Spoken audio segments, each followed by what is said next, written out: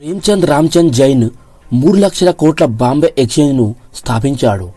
ఒక మర్రి చెట్టు కింద మొదలైన ఆయన ప్రస్థానం ప్రపంచంలోనే పేరొందింది. అంటే ఆయన కృషి పట్టుదల ఎంత ఓర్పునో అర్థమవుతుంది. ఈరోజు వీడియోలో ప్రేమ్చంద్ రామ్చంద్ జైన్ గురించి మరెన్నో విషయాల గురించి తెలుసుకుందాం. ఆయన ఎంత కష్టపడి ఈ స్థాయికి వచ్చారో, ఆయన జీవనశైలి మొదలగు విషయాల గురించి తెలుసుకుందాం. అందుకే ఈ వీడియో చాలా ఇంట్రెస్టింగ్గా ఉంటుంది. పూర్తిగా చూడండి. నచ్చితే జస్ట్ లైక్ చేయండి. మరిన్ని మంచి వీడియోస్ చేయడానికి నాకు మోటివేషనల్గా ఉంటుంది. భారత ఆర్థిక రాజధాని మొదటి వ్యాపార దిగ్గజాలలో ప్రేమ్చంద్ రాయ్చంద్ జైన్ ఒకరు. ఆయన అప్పట్లో బొంబాయిలోని big bull, bullion king, cotton king ఇలా చాలా పేర్లతో పిలుస్తూ ఉండేవారు. జంషెడ్జీ టాటా డేవిడ్సన్, జేజీ బోయ్లతో పాటు నలుగురు బాంబే వ్యాపారుల యువరాజులలో ఒకరుగా పేరు పొందారు. ప్రేమ్చంద్ తన కాలంలోని అత్యంత ధనవంతులలో ఒకరు. Native share and stock brokers association స్థాపనతో అందరికీ గుర్తుండిపోయారు. అదే ఆ తర్వాత బాంబే స్టాక్ ఎక్స్చేంజ్గా మారింది.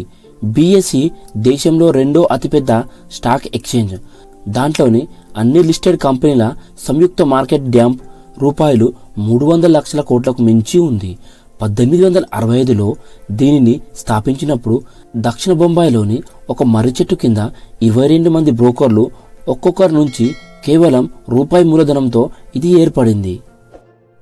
రాయ్చంద్ 1832లో సూరత్లోని రాయ్చంద్ డిప్చంద్ అనే కలప వ్యాపారికి జన్మించాడు. ఆయన చిన్నప్పుడే వారి కుటుంబం బొంబాయికి వలస వచ్చేసింది.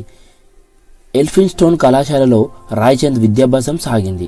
అదే ఆయన ఇంగ్లీష్లో మాట్లాడగల, చదవగల, రాయగల మొదటి భారత బ్రోకర్గా అవతరించడానికి సహాయపడింది.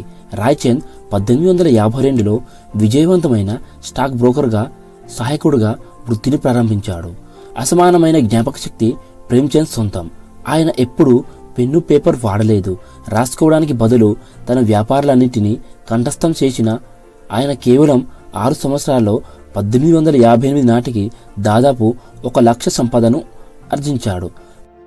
1861లో జరిగిన అమెరికన్ కింగ్ వార్ తర్వాత కొన్ని సంవత్సరాల పాటు పత్తి వ్యాపారం భారత హాట్స్పాట్గా మారింది. దీన్ని ఆయన మరింత విస్తృతం చేశారు. భారీ లాభాలను చవిచూసిన ప్రేమ్చంద్ రాయ్చంద్ అంతర్యుద్ధం ముగిశాక 1865లో పత్తి వ్యాపార ప్రభావం తగ్గడంతో ఆర్థిక సంక్షోభాన్ని ఎదుర్కొన్నాడు. తర్వాత తిరిగి పుంజుకొని ధాతృత్వం వైపు నడిచాడు. అందులో భాగంగా బాంబే విశ్వవిద్యాలయంలో రాజుభాయ్ క్లాక్ టవర్కు నిధులు అందించాడు. బాలిక విద్యను ప్రోత్సహించాడు. అవార్డులు, స్కాలర్షిప్లు అందించేందుకు ఆర్థికంగా సహకరించాడు. ప్రేమ్చంద్ రాయ్చంద్ జైన్ 1906లో మరణించాడు. అతని కుటుంబంలోని 4వ తరం ఇప్పుడు ప్రేమ్చంద్ రాయ్చంద్ అండ్ సన్స్ సంస్థను నడుపుతోంది. వ్యాపారపరంగా ఒక్క చిన్న సంస్థ అయిన గొప్ప చరిత్ర దీనికి ఉంది.